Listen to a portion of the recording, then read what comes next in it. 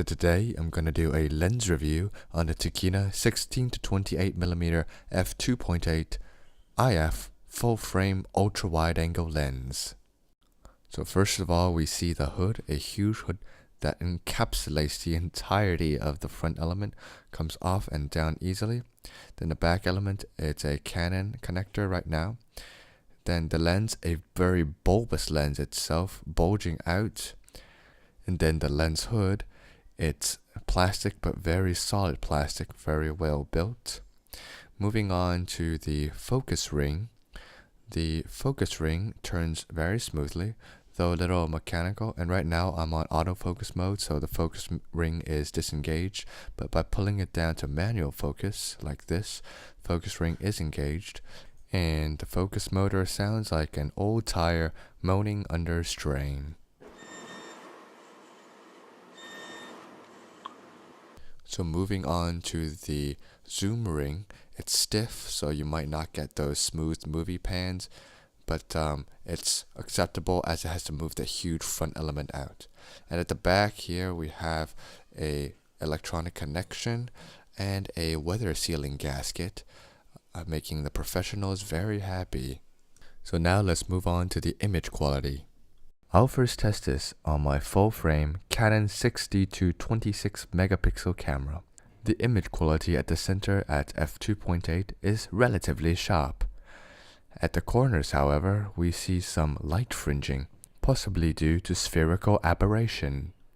Stopping down to f4, the contrast and sharpness does increase, but at f5.6 is where the light aberration disappears, and at f8 is where contrast and resolution excels, perfect sharpness on the edges. Now at the ultra-wide angle end, the 16mm f2.8, the center sharpness is superb, both in contrast and in resolution. But the corner presents a very different story. We first find heavy vignetting at the very corners, but coming inwards we have a sharp divide between the black and the whiteness instead of a gradual vignetting. Later I realized that this was Canon's peripheral illumination attempting to compensate for a third-party lens. So as far as we're concerned, the lightness at the edges are real vignetting, if not for the peripheral illumination. Stopping down a little to f4, the corners brighten up significantly, and at f5.6 they brighten up even more. We also find a little bit more resolution and contrast at the corners in compared to f2.8. And at f8 we have maximum sharpness, and the vignetting has almost completely disappeared without the aid of peripheral illumination. But if we stop down even more, diffraction begins to kick in and softness returns to the image.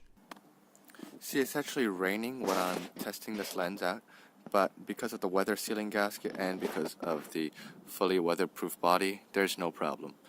That's one good thing about this lens, it's its build quality. And then I did a macro test, if you're so inclined to use an ultra-wide angle for this purpose.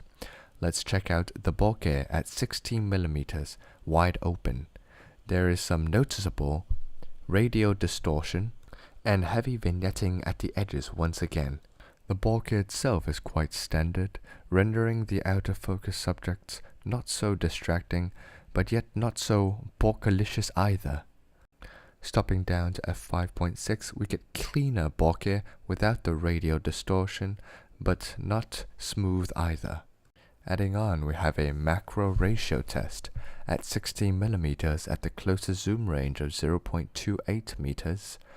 It presents about a 1:6 macro ratio. Zooming in to the 28mm size grants you a macro ratio of about 1:4. One thing I noticed while doing some video work with this lens was the crude sound of its slow focusing motor, sounding like 1,000 cockroaches hitting on a metal surface. So finally, flaring. With an ultra-wide angle lens, it is easy to catch the sun in your lens. So what I do to test this is very scientifically shine my lens at a very strong light source. And as you can see here, it controls the flare rather well, with barely a loss of contrast, and with some nice flaring artifacts. Zooming in to 28mm, the flare gets even less, with still no loss of contrast, barely any flaring artifacts. That octagonal effect is just due to the reflection of the aperture onto a raindrop. Pretty interesting though. All in all, despite its small flaws, this 950-gram hefty lens means serious business. And with an ultra-low dispersion element, images have no visible chromatic aberration. Very impressive. And so I would definitely recommend this as the most cost-effective, high-performing, third-party ultra-wide zoom lens there is to purchase.